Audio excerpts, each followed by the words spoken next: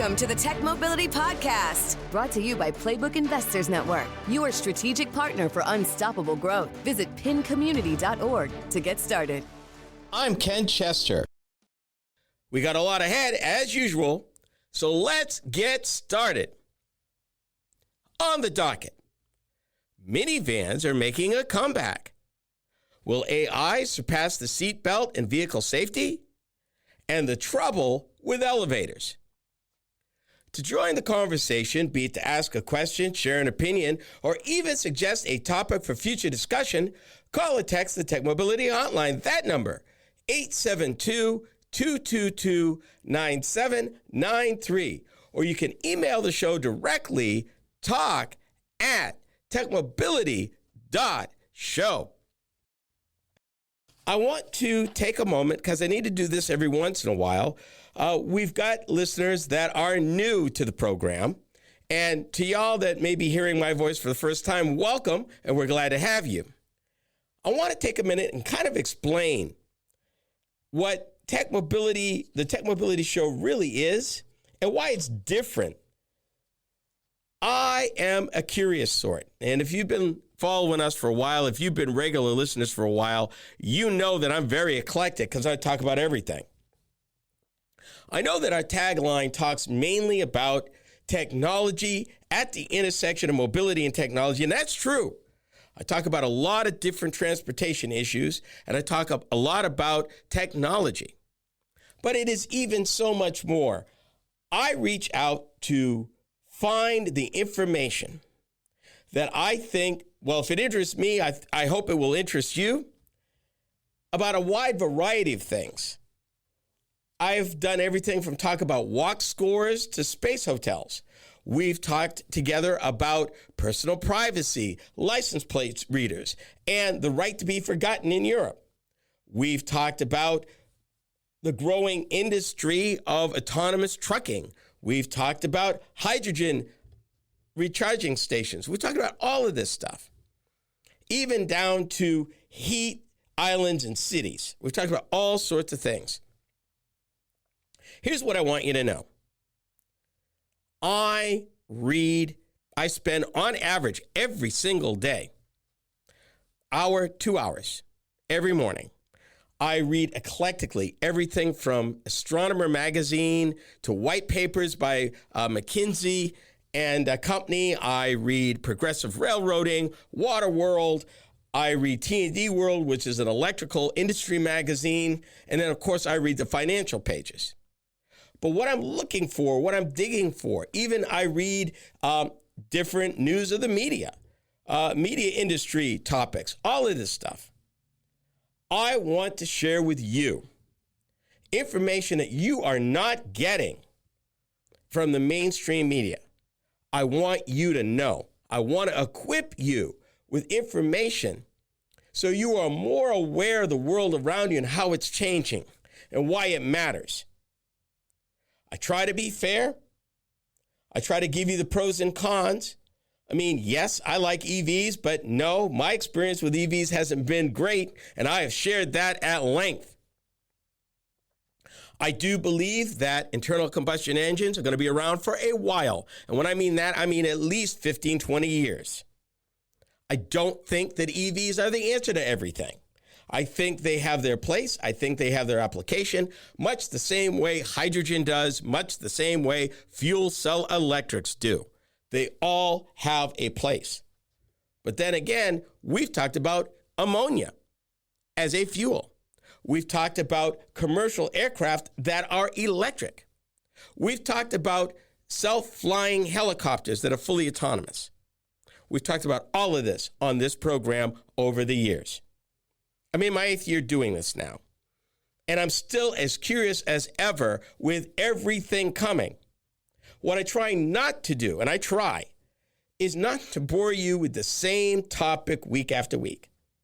And I understand AI is a big deal right now, and we've talked more than our share. When it's topics like that, what I look for is the opportunity to look beyond the news, to find the nuance, to find that piece that is more interesting than what you see, what they're reporting up front. the fact that there's way more than just, there's no such thing as one AI application. I actually subscribe to a service that right now, by last count, had 5,400 different applications for AI. And full disclosure, yes, in my work, in my research, I do use AI. I do not use it for this program, but I do use it to help me be more efficient. And for the record, I use upwards of 4 or 5 different AI applications, at least. And depending on what I'm trying to do, more. If you think that, oh, I would never use AI, I don't trust it, I don't believe in it, oh, I would never use it. Newsflash. If you are interacting with the world right now, you are using AI whether you know it or not. You're using Grammarly to make your words and your sentences right, that's AI. You're going into Google, you're asking Google questions, it's coming back, that's AI. You call your insurance agent or the insurance company to file a claim, that button that comes up is AI infused. You are a consumer of artificial intelligence, either willingly or unwillingly, knowingly or not knowingly, but you are. Even every company, however you touch it, from grocery stores to even local retail, it's AI infused. We've talked about that at length and the impact. Here's a news flash for you. I fully believe that AI is going to have a backlash because, like every other trend before it, as long and as far back as you can remember, the new shiny thing is on the block. Everybody runs towards it. People go TOO towards it. And after a while, there's a backlash as people have a correction. So, well, maybe going all in is not the best idea. We're going to back up. Some people may drop it completely. Think Facebook right now and the number of people who are opting out of Facebook completely. I believe AI will have that moment. I don't believe AI is the answer to everything. It is the answer to a lot properly used to enhance and augment. But I would never, ever, ever just give anything over to AI unreviewed, untested, unverified. Absolutely, positively not. Because AI still does hallucinate. And if you've never heard that term before, what that means is you ask AI a question, it will give you an answer, but it totally made it up. It made up everything. I asked it about one of my prior companies that I ran, and it spewed a complete fabrication down to revenues and staffing, what the company's doing now. All wrong. 100% wrong. Completely, utterly wrong. It made it up. Tried to pass it off as truth. One of the major things you need to worry about AI, which is what is part of the backlash now with the rise of what they call AI slop and AI work slop, where you spend more time verifying what AI said it gave you than if you'd done it yourself and did the research yourself. There's going to be a backlash. Keep that thought in mind. But this is the reason why I am here every week for you.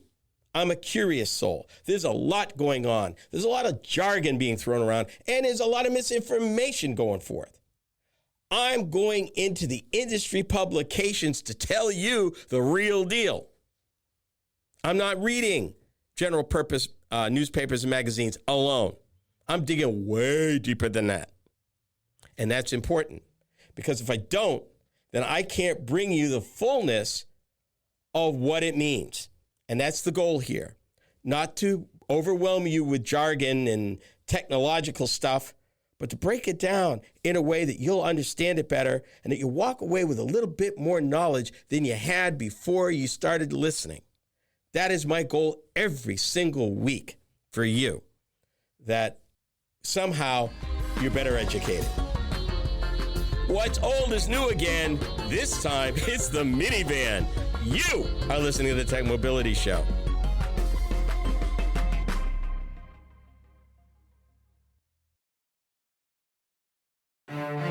In business, opportunity doesn't wait, and neither should you. At Playbook Investors Network, we connect visionary entrepreneurs with the strategies, resources, and capital they need to win. Whether you're launching, scaling, or reimagining your business, our network turns ambition into measurable success. Your vision deserves more than a plan. It deserves a playbook that works.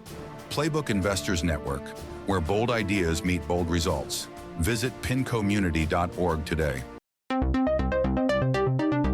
Are you tired of juggling multiple apps and platforms for meetings, webinars, and staying connected? Look no further than AONmeetings.com, the all-in-one browser-based platform that does it all. With AON Meetings, you can effortlessly communicate with clients, host virtual meetings and webinars, and stay in touch with family and friends, all in one place and for one price. Here's the best part. You can enjoy a 30-day free trial. It's time to simplify your life and boost your productivity. AONmeetings.com, where innovation meets connection. Get started today and revolutionize the way you communicate. To learn more about the Tech Mobility Show, start by visiting our website. I'm Ken Chester, host of the Tech Mobility Show. The website is a treasure trove of information about me and the show, as well as where to find it on the radio across the country. Keep up with the happenings at the Tech Mobility Show by visiting techmobility.show. You can also drop us a line at talk@techmobility.show. Every great business starts with a spark, but taking it to the next level takes strategy, connections, and capital. That's where Playbook Investors Network comes in. We're your strategic partner for accelerating growth, navigating challenges, and capturing market opportunities before your competition does. Your business is more than an idea. Let's make it an impact. Playbook Investors Network. Your future starts here. Learn more at pincommunity.org.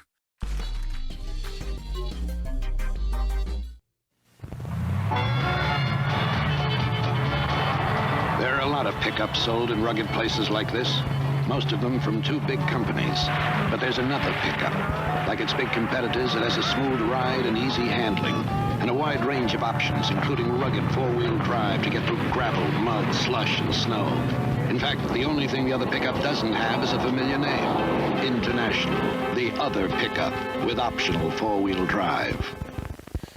What kills me about that commercial was 1972. International Harvester had already discounted GMC truck and ignored Dodge completely. All they were looking at is Chevy and Ford. And as the third pickup. Forget the other two in the market. They don't mean anything. No, we're going after the two leaders. They're the only ones that matter. Wow. Although International made a pretty robust pickup. They did for a number of years, and I bet you didn't know that. But yes, International Harvester built and sold pickup trucks, and they were pretty rugged. But now you know.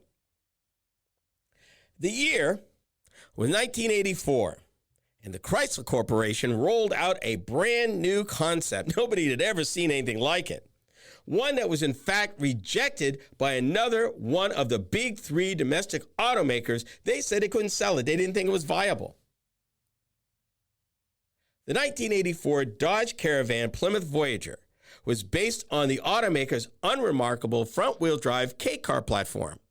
But consumers bought these front-drive boxy wagons in droves. I remember barely used minivans were selling for more than new ones. If you had a used 84, it was selling from anywhere from $200 to $500 more than a smack new one if you could get it. Chrysler's minivan plant, which at the time was in Windsor, Ontario, where it still is, was on a 7-day mandatory overtime schedule. They were working 12-hour days. Guys on the floor were making $100,000 a year. It was so severe, they were running so hard that a fella in the stamping plant that stamped metal parts for the minivans got careless and got crushed to death. The union shut him down for a bit because people were working past tired. It was nuts. The automaker would later add extended length versions, all-wheel drive versions, and even a luxury version called the Chrysler Town and Country. A second plant was bought online in 1987 south of St. Louis. That would build the extended chassis minivans. At that time, Chrysler alone, through Dodge, Plymouth, and the Chrysler brands, were selling by themselves 500,000 minivans a year. 500,000. Fast forward 20 years. Pickup trucks, SUVs, recession, fatigue. The market moved on. Automakers that jumped on the bandwagon over the years bailed. GM tried it, they bailed. Ford tried it, they bailed. Yet Chrysler and a few notable others shouldered on. And after all of this, after people have gone truck crazy, SUV crazy, crossover crazy, something crazy happened last year. They saw a glimmer of hope. Not for the old days, but a dramatic improvement in fortunes. Minivan sales increased year over year. This is topic A. Let me just give you some hard numbers. Last year, minivan sales in Canada up 34% over 2024. In the United States, minivan sales up 20%. Now, these are not the 1985, 86, 87 numbers. That up 34% total in Canada was 42,377. This is according to Automotive News Research and Data Center in Detroit. For all minivan manufacturers in the United States combined, they sold 395,352. But get this, even after all of this, and bear in mind that Chrysler has not updated significantly their minivan in well north of 10 years. 110,006 were Chrysler Pacificas. Bear in mind they're building one brand now. They're not building Plymouths. They're not building Dodges. They're not building Chryslers. These are all Chrysler Pacificas, and they represent 25% of the market they created even now. In Canada, they ain't sold that many in 6 years. The top minivan in Canada was the Toyota Sienna. Toyota kept spending money. The Sienna, for the record, is a hybrid, which is perfect timing. And if you've ever test driven a Sienna lately, it's like driving a limo. If you like riding in one, it's like a limo. It's amazing. Chrysler didn't take any prisoners, and they're still in the game. Again, in Canada, Pacifica led, Sienna was second, and in case you didn't know it, Honda still builds a minivan. It's the Honda Odyssey, and it was number 3 in Canada. When industry observers take a look at, okay, what is fueling this? 2 things. If you don't want an SUV, you don't want a crossover, whatever cars are left out there, you're not feeling that either. But you need to haul stuff and you need to haul kids or adults. What do? There's only one choice, the 3-row minivan. That's it. That's the choice. Unlike back in the day, and people used to deride, oh, the minivans for soccer moms.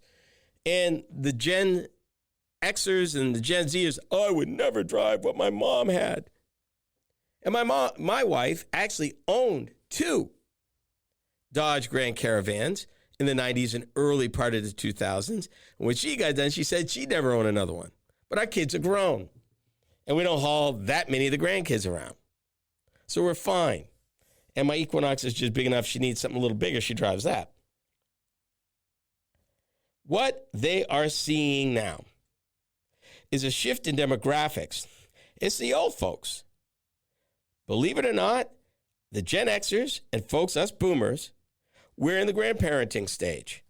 We also are active road trippers, and minivans are a great option for them as they are doing their road trip travels. Let me tell you, my wife loves thrift stores. And you literally need something like that for her. But it makes her happy, and if she's happy, happy wife, happy life. I'm all for it. Something else that they noticed. They're also seeing a higher level of consideration for people who are gig economy workers. Maybe they provide Amazon or Grubhub or DoorDash delivery services. And if you're into DIY, repairers like the fact they can put a 4x8 piece of plywood in a minivan when all the seats are folded flat. So it's still practical. The whole thing that made the minivan a thing in 1984 still has value now. Imagine that. Some industry veterans have surmised that the evolution of AI will exceed the benefits of the lowly seatbelt. Really? This is the Tech Mobility Show.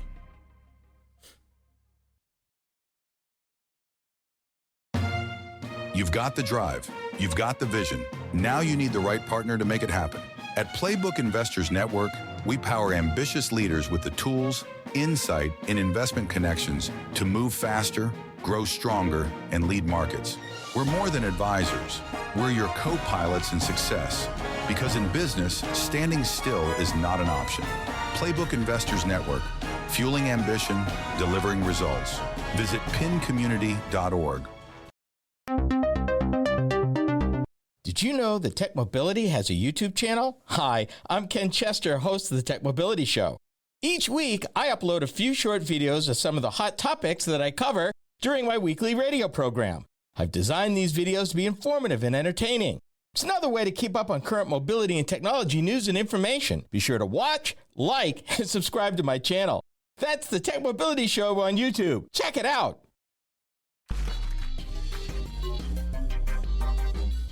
Stefan Heck.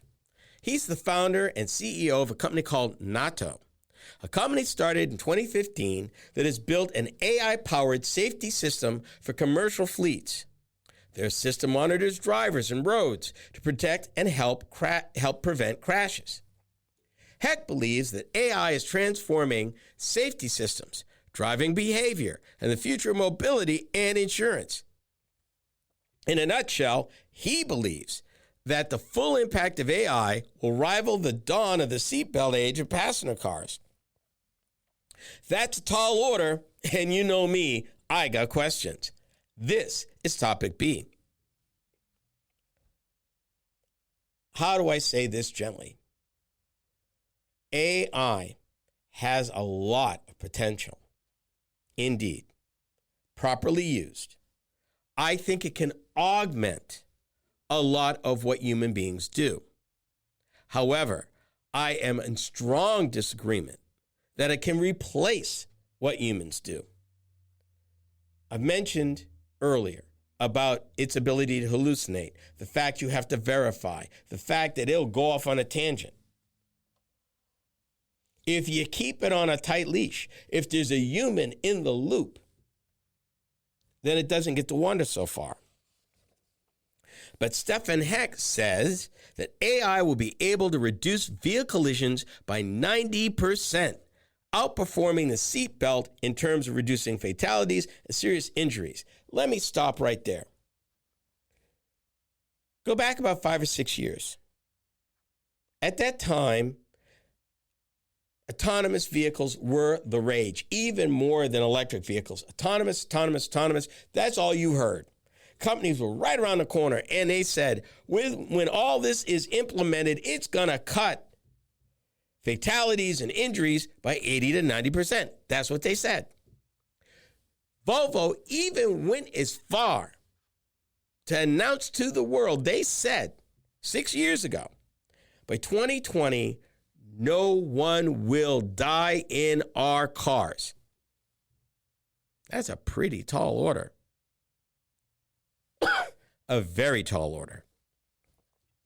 We've heard these numbers before. Part of the challenge with AI is how it's deployed. Who's responsible? Who's going to update it? What are the cybersecurity protocols to make sure it doesn't get hacked and bad actors don't manipulate it for harm? A lot of questions. And even what we've seen is even the best intentions of something, people don't consider all the unintended consequences of doing a thing. And sometimes you just can't predict them. He acknowledges that humans need to be involved here. And I don't disagree with him. But I do take issue with 90% reduction, knowing that further in this article, and I can collaborate this number, when a new feature is introduced into the private ownership fleet in the United States, which is roughly 250 million vehicles, it takes 20 years, according to the IIHS, to fully get to a turning point. In other words, something introduced in 2006 is now getting to a tipping point now, 20 years later. It takes that much time. Part of that is scrappage rates, sales rates, how people trade. All of that factors in. So even if AI was perfect today, even if they had the law straightened out about how AI should be deployed relative to automotive and transportation safety, which, by the way, they do not, it would still take 20 years for us to reap the benefits of that revolution. So much can change. 20 years ago, in 2006, EV batteries were not even a thing. There were no EVs for sale in the marketplace. The only hybrid for sale at mass production numbers was the Toyota Prius, the only one. Other automakers dabbled. Ford dabbled with an Escape hybrid for a minute. But in terms of consistency, it was just Toyota. The Chevy Volt wouldn't hit until 2011, and it was an extended range vehicle. The gasoline engine only ran to recharge the batteries. Forgive me for being skeptical. I'm not sure. With what I see, and I test drive vehicles every week, and I'm here to tell you, a lot of the advanced driver safety features are not ready for prime time even now. And a lot of these have been in vehicles now for about 15 years. One of my personal pet peeves is the speed limit indicator. Almost every automaker, almost every one, doesn't matter from the most expensive to the cheapest, almost every single one, that item is incorrect most of the time. And then now we've got, particularly in Toyotas, which is really aggravating, and some Fords, what I call the nanny state. You've got driver monitoring software that monitors where you're looking, it thinks, whether or not it can see that you're looking at the road, and will ding, give you messages, all kinds of stuff. Problem is, it ain't accurate either. I drove a vehicle where all it did was harass me with my hands on the wheel. Never took my hands off. Oh, put your hands on the wheel. My hands are on the wheel. Stop bothering me. So you're getting an idea that I don't fully agree with this guy relative to AI and vehicle safety. AI is only as good as the large language models that train it, the data that goes into it. And then how do you curate that information? How do you test it to know that at least in 95% of the time it will act the way it was designed? And what do you do for the other 5% with the stuff there's no way you could ever predict? How's that going to do it? He contends that AI is safer than human drivers, more consistent. Of course, they said that about autonomous vehicles too. His approach is that AI would serve to change behaviors relative to what it tells the driver and what it sees to help the driver either prevent, mitigate, or otherwise avoid accidents and situations like that.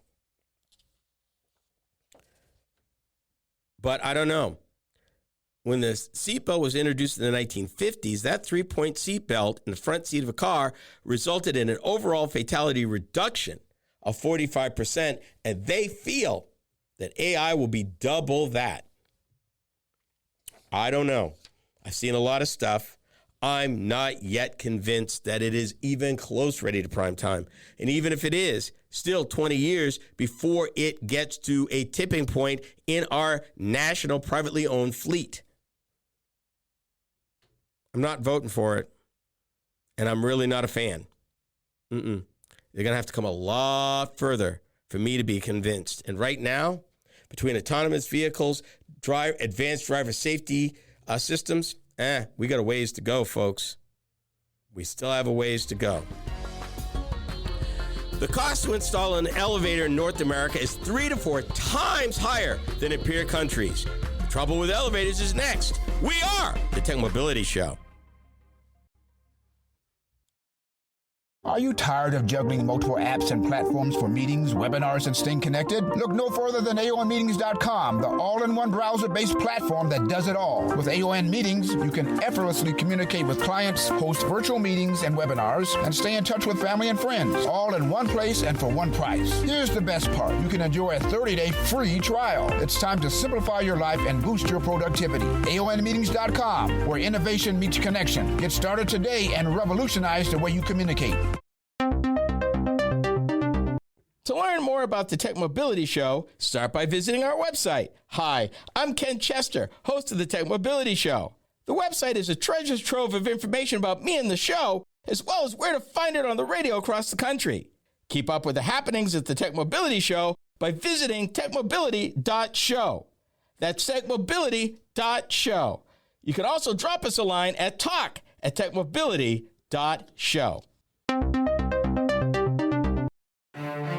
In business, opportunity doesn't wait, and neither should you. At Playbook Investors Network, we connect visionary entrepreneurs with the strategies, resources, and capital they need to win. Whether you're launching, scaling, or reimagining your business, our network turns ambition into measurable success. Your vision deserves more than a plan. It deserves a playbook that works. Playbook Investors Network, where bold ideas meet bold results. Visit pincommunity.org today. Did you know that Tech Mobility has a YouTube channel? Hi, I'm Ken Chester, host of the Tech Mobility Show. Each week, I upload a few short videos of some of the hot topics that I cover during my weekly radio program. I've designed these videos to be informative and entertaining. It's another way to keep up on current mobility and technology news and information. Be sure to watch, like, and subscribe to my channel. That's the Tech Mobility Show on YouTube. Check it out.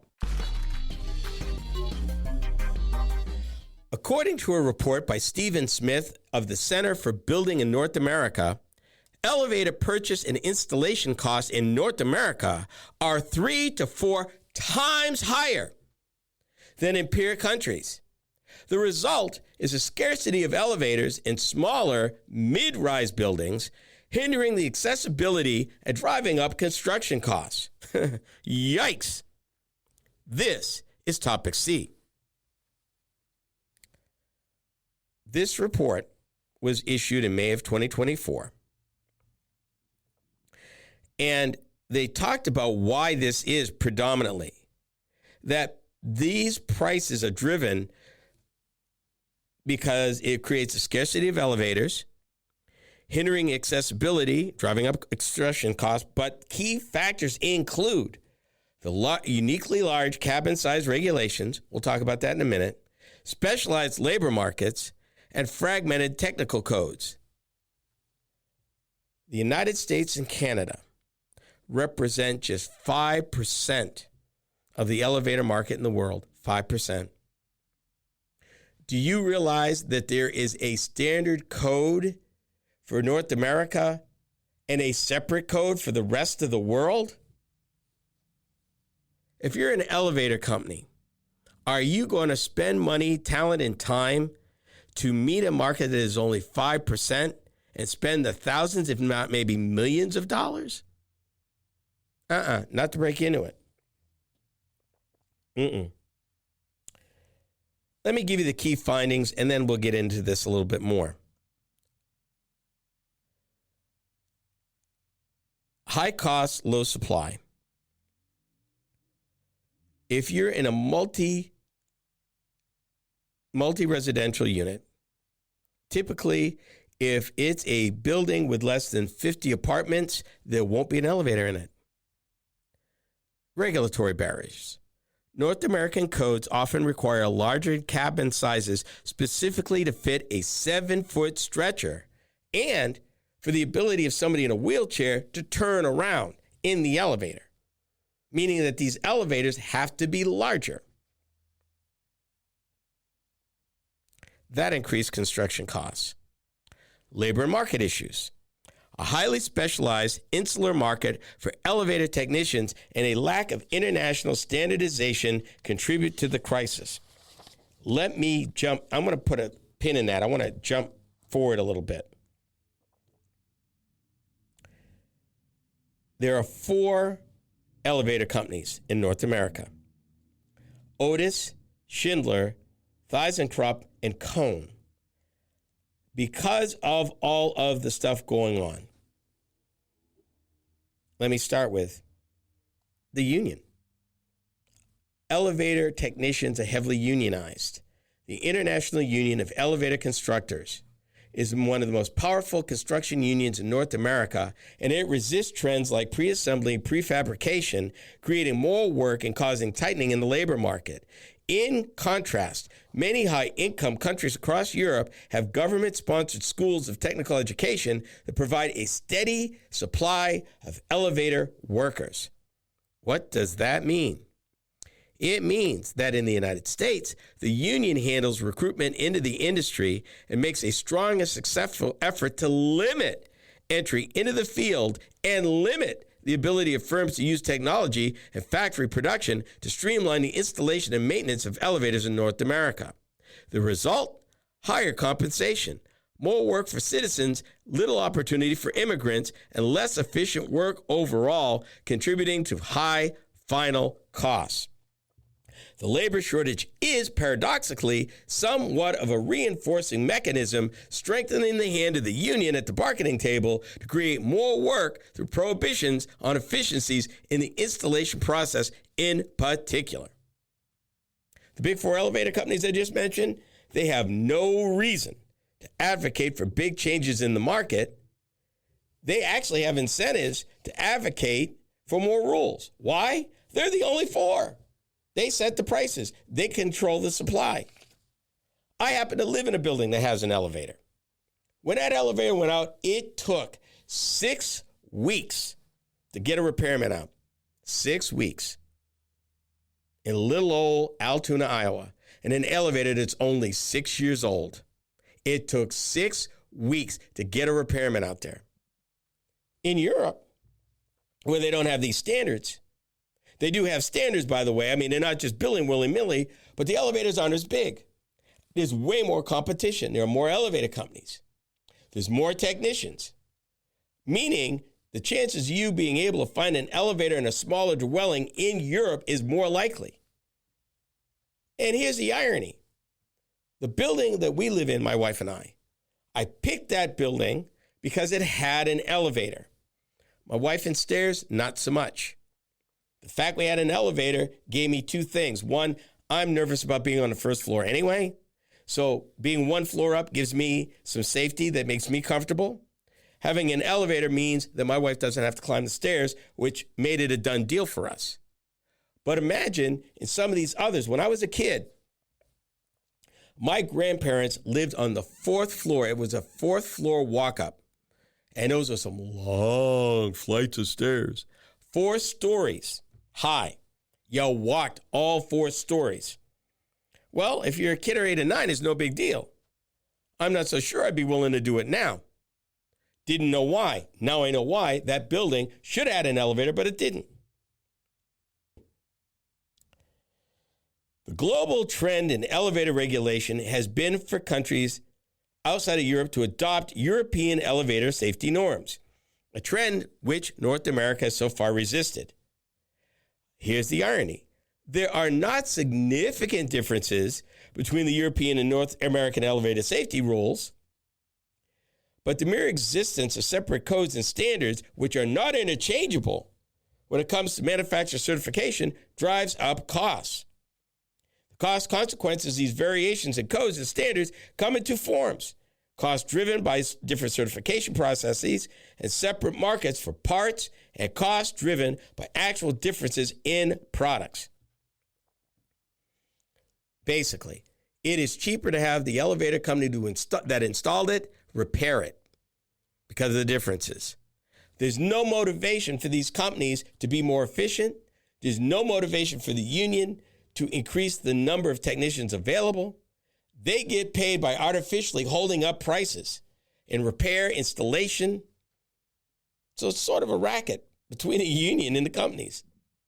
And the American citizen pays for that, plus our regulations.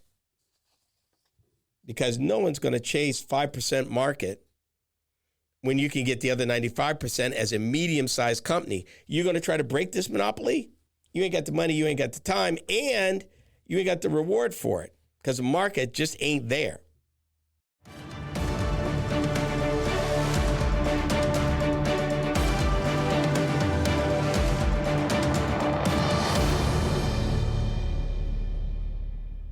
This is the Tech Mobility Podcast. Every great business starts with a spark, but taking it to the next level takes strategy, connections, and capital. That's where Playbook Investors Network comes in. We're your strategic partner for accelerating growth, navigating challenges, and capturing market opportunities before your competition does.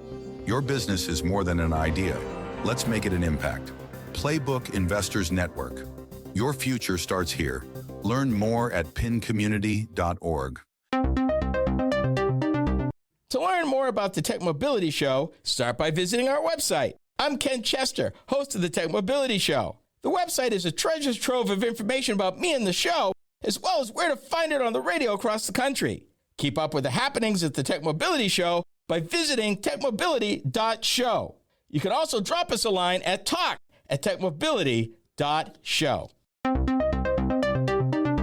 Are you tired of juggling multiple apps and platforms for meetings, webinars, and staying connected? Look no further than aonmeetings.com, the all-in-one browser-based platform that does it all. With AON Meetings, you can effortlessly communicate with clients, host virtual meetings and webinars, and stay in touch with family and friends, all in one place and for one price. Here's the best part. You can enjoy a 30-day free trial. It's time to simplify your life and boost your productivity. aonmeetings.com, where innovation meets connection. Get started today and revolutionize the way you communicate.